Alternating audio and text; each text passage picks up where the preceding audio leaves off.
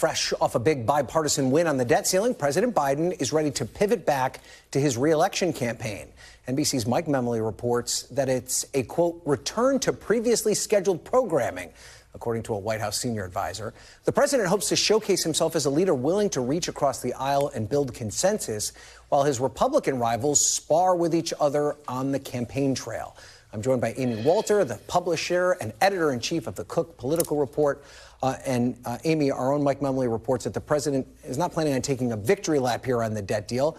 But should he? I mean, I was struck during these negotiations that he really doesn't have a serious primary challenge. We're going to get to that in a second. But it's a lot different than the Republican candidates that need to really impress upon their base voters. The president here can start touting a general election message, which might mean showing he can cut a bipartisan deal. That's right. He did a little bit of a victory lap. Maybe we'll call it, I don't know, a half a lap or something. a Friday night televised address to the public about working together in a bipartisan way to solve this crisis. And certainly he was able to get some of the themes that we'll see on the campaign trail there as well, right? Keeping the economy going strong, keeping his top priorities from being gutted. But you're exactly right, Ryan. It's sort of fascinating to me that you have a president who campaigned on returning to normal, being somebody who could work with Congress, somebody who could reach across the aisle, and not just on the debt ceiling, he's proven this, but on things like, as we know, the CHIPS Act and on infrastructure, on a gun bill, right? There are plenty of places where he's been able to do it. And yet his approval ratings are still somewhere in the low 40% range. And even among Democrats, you don't hear a tremendous amount of enthusiasm around the idea of him running for a second term. I think so much of this goes back to a couple of things. One, the fact is there's one thing he can't do anything about, and that's how old he is. So you can cut all the deals that you want. What people first see when they see Joe Biden is the image of who he is and what he looks like.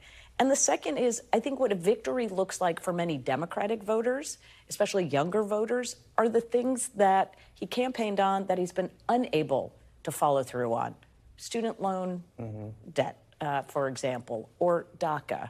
Things like this that have been on the table for years and years and years, haven't been able to get through. And finally, your own poll back in April, I thought, tells the whole story of the challenge for Joe Biden. When asked when voters were asked to say who they voted for in the last election and why, people said they voted for Biden. Half of them said they voted for Biden because they liked him, and the other half voted for him because they didn't like Donald Trump. And that leads me to my next topic, is that is a big part of Joe Biden's appeal, is that he's not Donald Trump. That's right. And we're already starting to see some scuttle about challenges to him. You know, we have RFK Jr., who's out there doing something. But also today, Cornel West just announced a third-party bid. I covered Bernie Sanders in 2019 and 2020, so I was around Cornel West quite a bit. He's somebody with a strong base of support that people connect with. You know, RFK Jr. as high as 20% in some of these polls. Do either of these men threaten Joe Biden's appeal that he's not Donald Trump, and that effort as he tries to coalesce that not Donald Trump vote? Right. So they both they appeal to different constituencies, but the idea, especially among some of these voters who turned out only to vote against Donald Trump, these other two candidates may be a reason to vote for something, right, rather than just a vote against something. But I think for the general election, the challenge for Democrats, for Biden, what you hear, I'm sure you hear as well, I hear from Democrats, their number one concern is third-party candidates.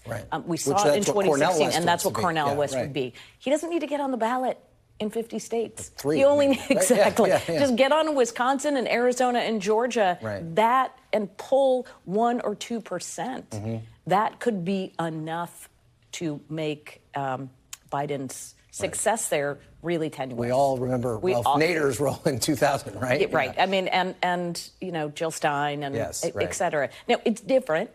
Obviously, these are different candidates. It's a different time. But we know how narrow those margins are going to be regardless of what the campaign ultimately looks like. So what do you make of RFK? This is somebody, RFK Jr., we should be very clear about. Known for his conspiracy theories. He was very passionately anti-vaccine. We know that he has connections to Steve Bannon, but he does have the last name Kennedy. That's right.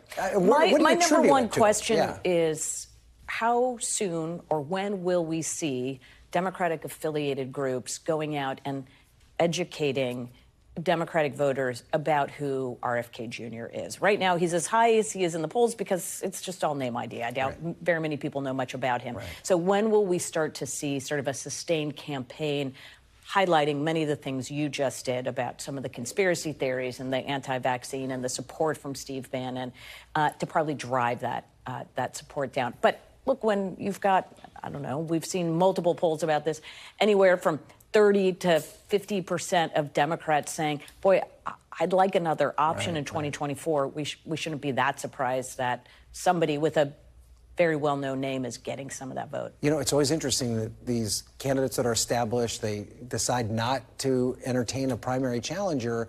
And I'm not saying that this is going to happen this time around, but, you know, when Hillary Clinton thought she was just going to ride to the nomination and Bernie Sanders came in, sometimes a little bit of competition strengthens the primary. It is good, and to really make your case to voters about why you are the best candidate, not just why this person is not good. Right. All right. Amy Walter, excellent analysis as always. We appreciate you being here.